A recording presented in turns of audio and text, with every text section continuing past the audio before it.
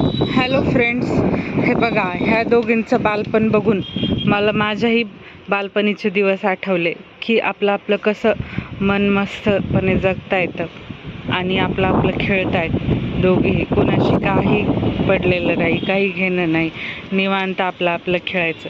कसलं टेन्शन नाही, चिंता नाही. यालाच कदाचित म्हणतात लहानपण देगा देवा. तर बघू शकता आपण.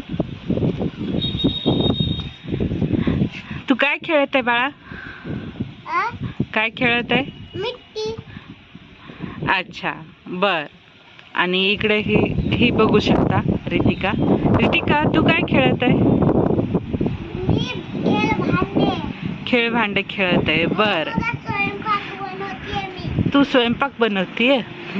वा, काय काय बनवते? आपल्याला पहिले याच्यामध्ये दोन हे टाक्या. अच्छा, हे दोन पालक बघू शकता.